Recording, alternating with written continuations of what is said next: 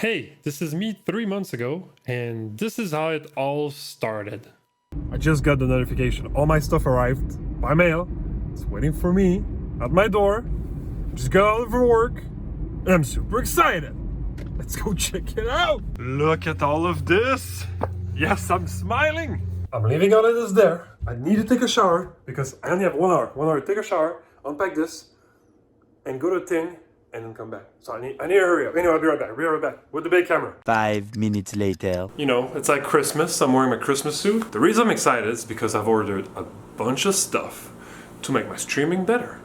I'm just getting started, but I'm having way too much fun streaming for you guys. So I went ahead and got a couple of things to make my audio, especially my audio, sound better. And I went back to a PC setup so that I could boost up my overlays and all those things I couldn't quite handle on my laptop. Realized that I had nothing to game except my Xbox and nothing to stream except my laptop. So it's like setting up a new thing.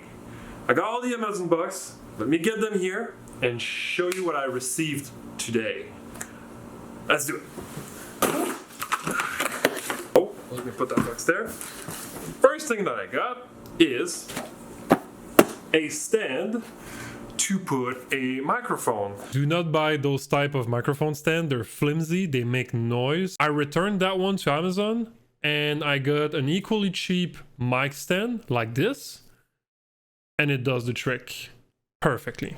And I've picked up an XLR condenser mic. I know that dynamic mic are a bit better suited for streamers because they don't pick up any of the environment. Talking about that, I think you guys can hear my AC. Let me fix that. Like the microphone I'm using on my camera, it's a dynamic Rode mic. So, you don't pick up a lot of the humming and external noise.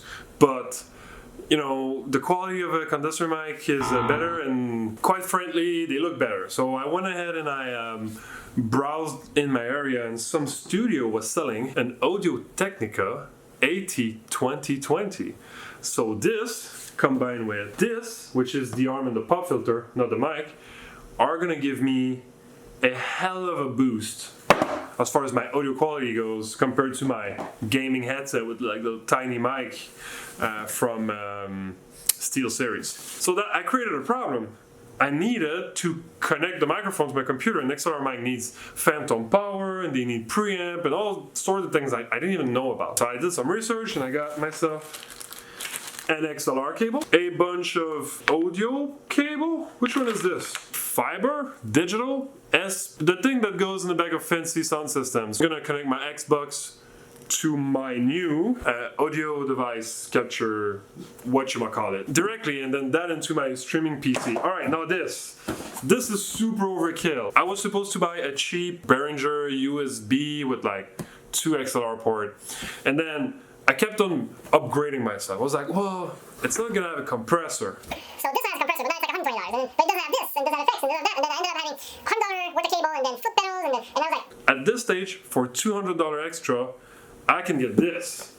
And since I love technology and I'm a super geek, I went out and bought it. I'll give you my impression once it's hooked up and if I regret my super expensive purchase. Long story short, I did not. This is a great piece of kit. Not perfect, but perfect for me. Okay, this is a set of gym towels. Moving on. Oh, I like this. I had the external monitor that I was using for my Xbox, and I was using my laptop. Now I went ahead and got a used PC, which is going to be a pure streaming PC, and trust me guys, so far, I paid $200 for my streaming PC, don't tell anyone. But so far it's been running my stream 1080, 60 frames per second. Liar! While this was technically true, in the last 3 months I added the GoXLR software, the Stream Deck software, the WinU software that I use to control my U-Light, my bot, which is a big one, moving overlays, singer transition.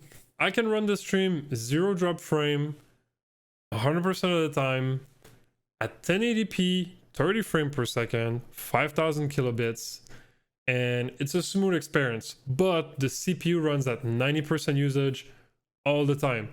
And you can't open Chrome on the computer. You can't open anything else than OBS, your bot, and the software I've mentioned. Otherwise, it's a nosedive. and I will be doing the upgrade to a better streaming PC thanks to my viewer in the next video. At 10,000 kilobits, which is not a good idea. You should lower that for the mobile user out there, but I was testing it and it was supporting everything for $200, but I didn't have a screen for it. So I went ahead and got a second monitor, same as the one I had before for the PC, but now I have like 2 monitors and then the device and then my laptop. So I had to upgrade my desk. I got monitor arm, a dual one and a single one, so that everything's gonna get lifted from my desk, giving me plenty of space for my graphic tablet, my keyboard, my mouse, my Xbox, my GoXLR, and everything else. Yeah, arm. Nothing fancy about it. Super useful, super easy to set up. Okay, I have 30 minutes, and I'm gonna try to set up my screen. Take those 2 monitors out, and I'm gonna set up the stand, and I'll show you how it looks. I'm gonna stop past me right there. This is the reason I waited 3 months to record this video. My first setup that you just saw a second ago was a complete dumpster fire. Now we're in April 2020. I've been streaming regularly. Let me present you my current setup. We have a couple things on my desk. From left to right, a bunch of a hard drive to a USB hub for when I do edits. My switch to a HDMI splitter so we can use the same capture card. My graphic tablet. My best friend on this setup, the Elgato Stream Deck for all the macros. To the left, we have all the sliders on my GoXLR and the sampling pad to the right. My trusty old Xbox with all the controller and Baby Yoda. Following this, we have a lot more. The scene has changed a little bit because this B-roll took me way longer to film, and I really hope Peter McKinnon will never see them. A couple more pieces that are needed for my stream. I have this camera, the Canon LED. Do not buy this camera for streaming. It's a camera I already had in the past that I'm recycling for this purpose. It doesn't have a lot of the feature that other Canon or Panasonic or Sony camera have. You should go check either Alpha Gaming or Epos Vox video on cameras. They have a lot of great suggestions. I need 2 HD60S, one for my camera and one for my Xbox.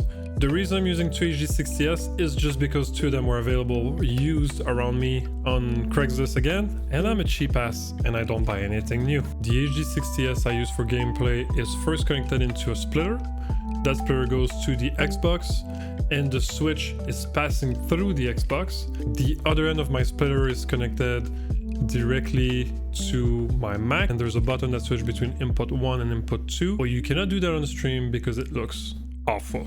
And under my desk I have a C920. Don't make fun of me. It's for when my viewers dare me to do push-ups and squats and burpees so I can keep in shape.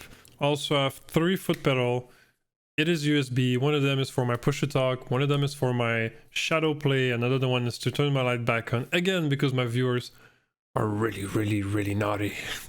Then other than that, we have a bunch of cable and adapters, little volume knobs, and I will go through all of them in a separate video because they are really Xbox centric because of the complexity to get game chat to actually work when you're streaming. And that's it. I hope you really enjoyed this behind the scene footage. It was a lot of fun to make. Don't forget to like and subscribe. I stream on Mixer every Tuesday, Thursday, and Sunday. Right now it's a bit different, so follow me on Twitter for all the extra dates due to the current situation. And happy streaming!